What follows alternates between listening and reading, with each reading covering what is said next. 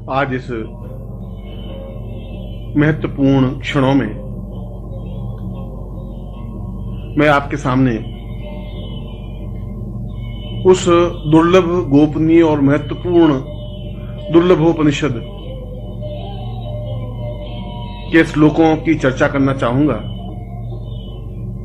जो समस्त उपनिषदों में अद्वितीय और श्रेष्ठ है। ऋषियों ने इस बात को स्वीकार किया है कि जहां दुर्लभोपनिषद की चर्चा होती है वहीं पवित्रता का वातावरण बन जाता है। जहां दुर्लभोपनिषद के श्लोक का उच्चारण होता है वहीं जीवन में प्रसन्नता और आनंद, आह्लाद और खुशी छलकने लग जाती है। और जहां दुर्लभोपनिषद के पदों को, श्लोकों को गेय अवस्था में कोई गाता है, सुनता है, श्रवण करता है, मनन करता है, चिंतन करता है, वह स्वतः साधक बन जाता है, स्वतः सिद्ध बन जाता है। समस्त सिद्धियां स्वतः उसके सामने उपस्थित हो जाती हैं। उसको साधना करने की विशेष आवश्यकता नहीं होती। इसलिए नहीं आवश्यकता होती कि ये श्लोक अपने आप में दिव्य और चैतन्य है। इन श्लोकों की रचना ही इस प्रकार से हुई है कि सुनने वाले के हृदय पर, प्राणों पर, देह पर, चैतन्यता पर प्रहार करती हैं, प्रभाव डालती हैं और उसके सारे शरीर को साधनामय बना देती हैं। इसीलिए शास्त्रकारों ने कहा है कि वास्तव में वे अत्यंत सौभाग्यशाली व्यक्ति होते हैं जिनके घर में दुर्लभोपनिषद होता है। वास्तव में उनके पुण्य उदय होते हैं जब वे दुर्लभोपनिषद की चर्चा करते हैं। वास्तव में उनके पूर्वजों का पुण्य उसके जीवन में अवतरित होता है जब वह दुर्लभोपनिषद के श्लोकों को बोलता है, उच्चारण करता है। और वास्तव में ही जब उसका सौभाग्य प्रारंभ होता है, जब उसका शुभ फल प्रारंभ होता है, जब उसका अच्छा समय शुरू होता है, तब उसके जीवन में, उसके घर में दुर्लभोपनिषद के श्लोक उच्चरित होते हैं और वह सुनता है। दुर्लभोपनिषद के प्रारंभ में ऋषि ने आप्तवाक्य में स्पष्ट किया है कि साधना और सिद्धियां तो स्वतः प्राप्त हो जाती हैं। उन साधनाओं को और उन सिद्धियों को करने के लिए कोई विशेष प्रयत्न करने की आवश्यकता नहीं है। यदि उसने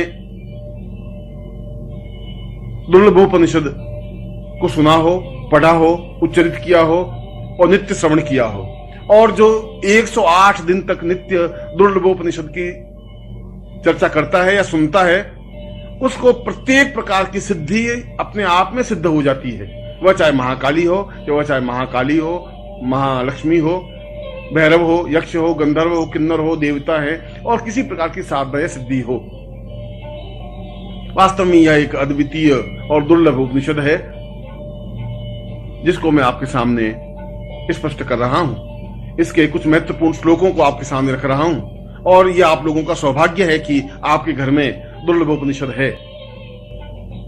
मगर दुर्लभोपनिषद के प्रारंभ में कहा गया है कि गुरुमुख से उच्चरित दुर्लभोपनिषद ही घर में गेय हो, क्योंकि सीधा संबंध जब गुरु ने बोला और आपके घर में उच्चरित हुआ, इसका तात्पर्य यह हुआ कि गुरु स्वयं आपके घर में अवतरित हुए, आपके घर में आए, बैठे। आपने उनकी वाणी से दुर्लभोपनिषद के श्लोकों को सुना। यह जीवन का सौभाग्य कहा जाता है, यह जीवन की श्रेष्ठता कही जाती है। और मेरे जीवन का अनुभव यह रहा है कि दुर्लभोपनिषद सुनने से और सुनने मात्र से ही आधी से ज्यादा सिद्धि तो स्वतः प्राप्त हो जाती है। इसलिए प्रत्येक व्रत, उपवास, पूजन, अर्चन, चिंतन, चाहे किसी प्रकार की साधना या आरती हो, उससे पहले दुर्लभोपनिषद को अवश्य सुनना चाहिए, अवश्य उच्चरित करना चाहिए, घर में अवश्य बजाना चाहिए और घर के वातावरण को पवित्र और दिव्य बनाना चाहिए। क्योंकि दुर्लभोपनिषद की चर्चा होने से या इसकी आवाज उच्चरित होने से समस्त देवता स्वतः घर में आते ही हैं। समस्त ऋषि उसके घर में पदार्पण करते हैं, उन ऋषियों का आशीर्वाद मिलता है, उन देवताओं का आशीर्वाद प्राप्त होता है, क्योंकि जहां दुर्लभोपनिषद है वहां समस्त देवताएं हैं, वहां समस्त सिद्धियां हैं, वहां समस्त पूर्णताएं हैं, वहां समस्त श्रेष्ठताएं हैं।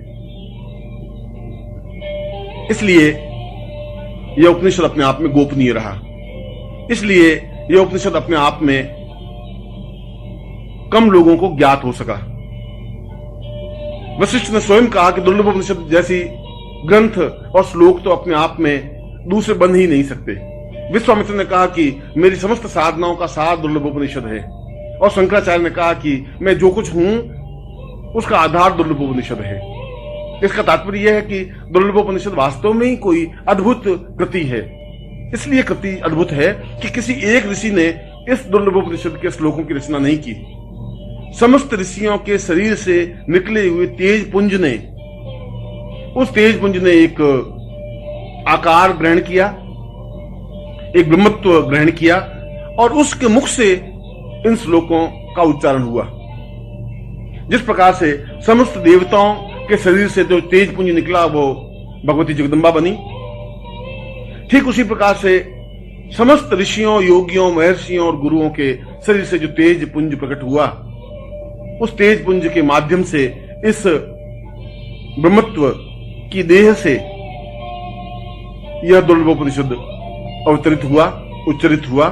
इसीलिए दुर्लभोपनिषद की महिमा अपने आप में अद्वितीय मानी गई है। दुर्लभोपनिषद अपने आप में गुरु चिंतन है, गुरु मनन है, और जहां हम गुरु शब्द का उच्चारण करते हैं वहां समस्त तीर्थों का उच्चारण करते हैं। जहां गुरु शब्द हमारे ओठों से निकलते हैं वहां समस्त देवताओं का उच्चारण होता है।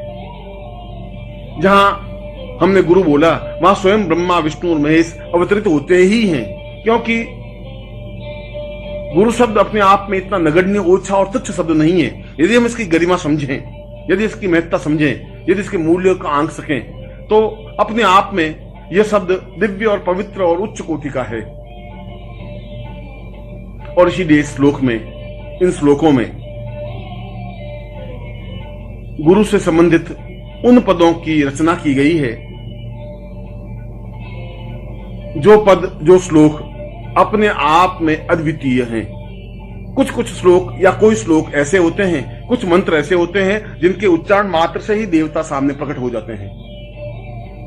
ये श्लोक भी वैसे ही हैं। इनके उच्चारण मात्र से ही समस्त देवता स्वयं उच्चारण करता व्यक्ति के सामने उपस्थित होते ही हैं, दृश्य अदृश्य रूप में। समस्त ऋषि, गंधर्व, यक्ष, किन्नर उसके सामने खड़े होते हैं हाथ बांध करके, क्योंकि वहां पर दुर्लभोपनिषद का उच्चारण होता है, क्योंकि वहां दुर्लभोपनिषद को सुना जाता है।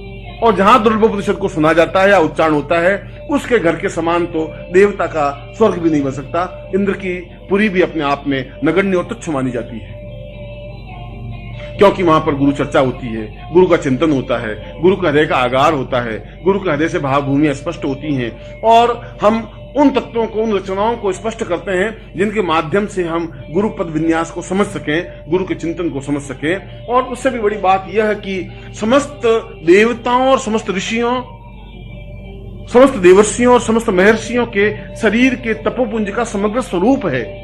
इसलिए ये श्लोक सामान्य किसी मनुष्य या देवता का बनाया हुआ नहीं है, किसी ऋषि या यक्ष का बनाया हुआ नहीं है। ये तो अपने आप में एक अद्वितीय चिंतन है, अद्वितीय भावभूमि है, अद्वितीय श्रेष्ठता है। और मैं आज पहली बार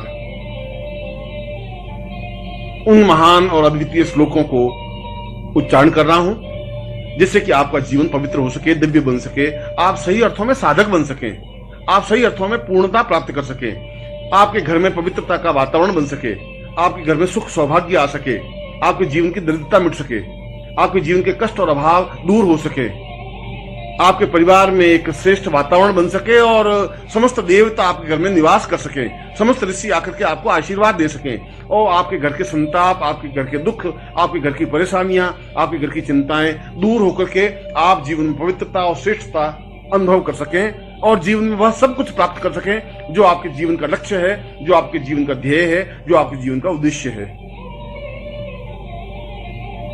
और आप जब इन श्लोकों को सुने, बजाएं, अनुभव करें या उच्चारण करें, तब अत्यंत पवित्र और दिव्य भाव मन में ला करके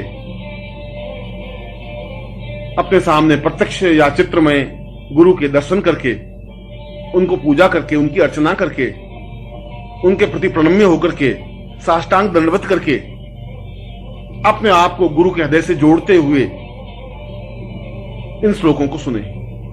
इन श्लोकों को कानों के माध्यम से अपने हृदय पर, प्राणों में, चेतना में उतारें। घर के समस्त वातावरण में इन श्लोकों का गुंजरण करें। अपनी पत्नी, पुत्र, पुत्रवधुएं, घर के परिवार के सदस्य इनको सुने और उनका जीवन भौतिकता से कट करके एक पवित्र बन सके, एक दिव्य बन सके, एक चेतना में बन सके, एक सुसंस्कारित बन सके, बच्चों में अच्छे संस्कार आ सके, बड़ों के प्रति आदर सम्मान उनके हृदय में आ सके, उनके घर में देवता खेल सकें, गणपति, शिव, विष्णु, ब्रह्मा, इंद्र, मरुदगण सभी उनके घर में स्थायी निवास कर सकें, लक्ष्मी और अटूट लक्ष्मी का निवास उसके घर में हो सके। इसीलिए तो इस दुर्लभोपनिषद की रचना हुई है। इसीलिए तो दुर्लभोपनिषद को जीवन का श्रेष्ठतम उपनिषद माना है। इसीलिए तो महर्षियों ने एक स्वर से स्वीकार किया है कि यह मनुष्यों के द्वारा उच्चरित उपनिषद नहीं है, यह तो समस्त योगियों का तपोपुंज स्वरूप है। और मैं उन्हीं श्लोकों को आपके सामने उच्चारण कर रहा हूं, उच्चरित कर रहा हूं।